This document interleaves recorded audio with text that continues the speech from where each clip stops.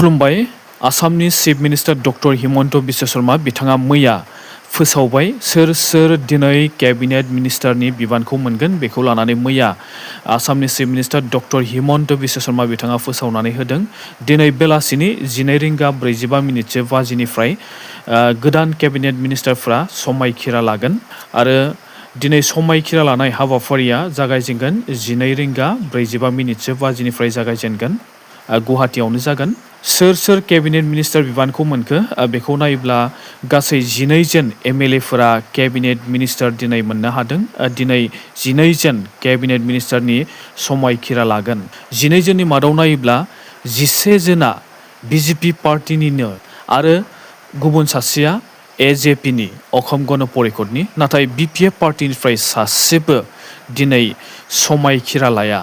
माने बिपिएफ पार्टिनिफ्राय सासेबो गोदान केबिनेट मिनिस्टार बिबानखौ मोनाखै होननानै जोङो मिथिनो मोन्दों। गोदानहै केबिनेट मिनिस्टार मोननो हानाय एमएलएफोरनि मुङा जाबाय आसवानी रय सरकार, बिथाङाबो गोदानहै केबिनेट मिनिस्टारखौ मोननो हाबाय। बिथाङा बिजेपिनि अशोक सिंघाल बिथाङाबो मोननो हाबाय।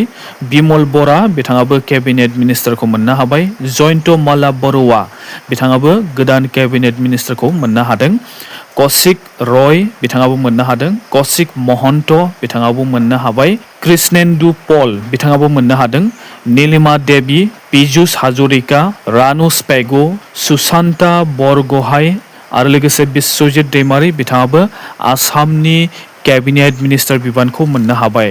बिश्वजित दैमारी बिथांखौ लानानै गोबां खौरां ओंखारदोंमोन आरो बिश्वजित दैमारी बिथांनि एगेन्स्ट गोबां बाथ्रा ससियेल मिडियाफोराव बुंनायखौ नुनो मोन्दोंमोन, नाथाय बेफोर बाथ्राफ्रा ससियेल मिडियायाव बुंनाय बाथ्राफ्रा बिश्वजित दैमारी बिथांखौ होबथानो हायासै। बिश्वजित दैमारी बिथाङा फाइनेलि आसामनि केबिनेट मिनिस्टार बिबानखौ मोननो हाबाय। नाथाय बिपिएफ पार्टिनिफ्राय सेवली महिलारी बिथाङा नागिरदोंमोन, रबिराम नार्जारी बिथाङाबो नागिरदोंमोन आरो रिहन दैमारी बिथांनोबो केबिनेट मिनिस्टारखौ होनो नांगौ होननानै गोबाङानो दाबि खालामदोंमोन, नाथाय बिथांमोननि मुंखौ जोङो लिस्टाव नुनो मोनाखै।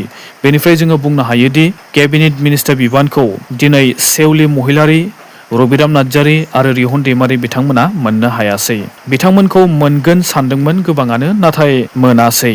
बिपिएफ पार्टिनिफ्राय 10 जन एमएलएफोरनि मादाव सासेल' एमएलएआ केबिनेट मिनिस्टार बिबानखौ मोननो हादों। बे जाबाय सरन बर', माजबाटनि सरन बर' बिथाङाल' केबिनेट बिबानखौ मोननो हाबाय, केबिनेट मिनिस्टार बिबानखौ मोननो हादों। बेनि अनगायैबो गुबुन 9 जना बिपिएफनि 9 जन एमएलएफोरा केबिनेट मिनिस्टारनि बिबानखौ मोननो हायाखै।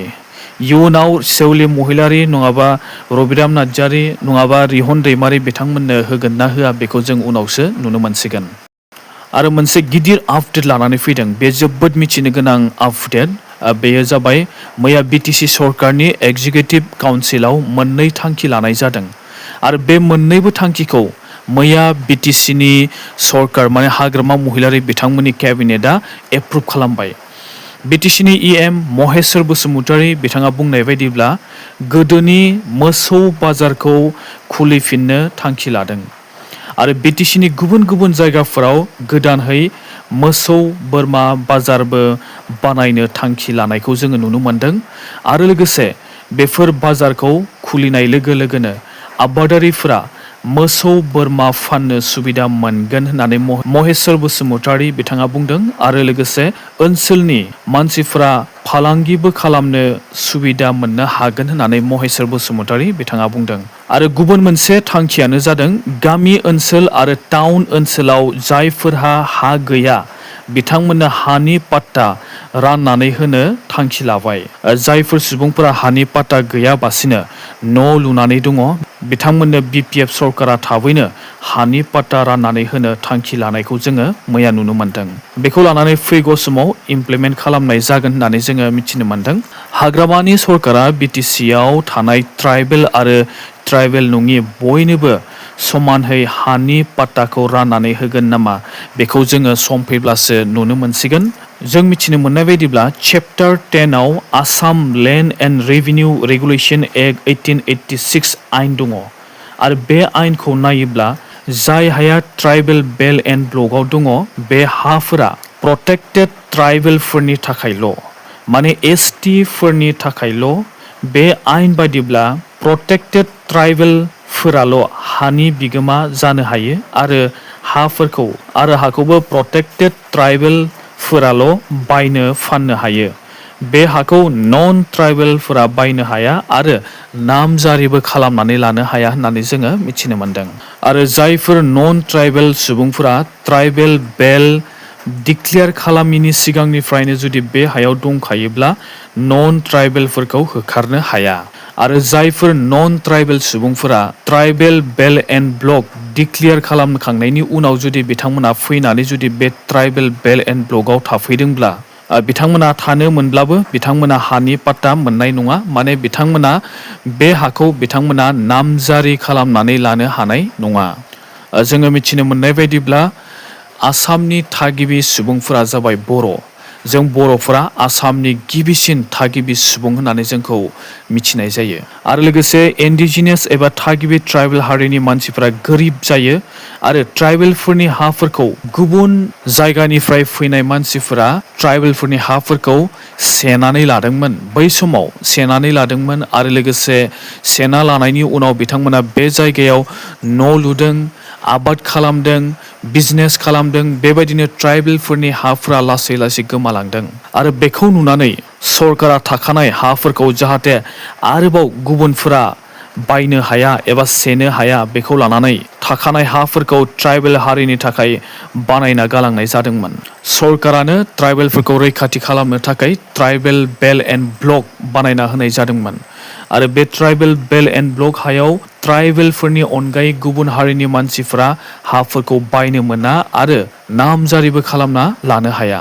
बेबायदिनो जोंनि बिटिसिआव थानाय जेसेबांखि हाफोर दङ बे हाफोराव जुदि गुबुनारिफोरा जुदि ट्राइबेल बेल एन्ड ब्लक अफिसियेलि डिक्लेयार खालामखांनायनि उनाव जुदि बिथांमोना फैनानै जुदि जोंनि ट्राइबेल बेल एन्ड ब्लक हायाव जुदि दंफैयोब्ला बिथांमोना दिनैसिमबो बिथांमोना बे हाखौ नामजारि खालामनानै लानो हानाय नङा। आरो जुदि नामजारि खालामना जुदि लादोंब्ला बेयो इलिगेलि नामजारि खालामना लानाय जादों आरो बेनि सायाव एक्सन लानो हायो होननानै जोङो मिथिनो मोनदों।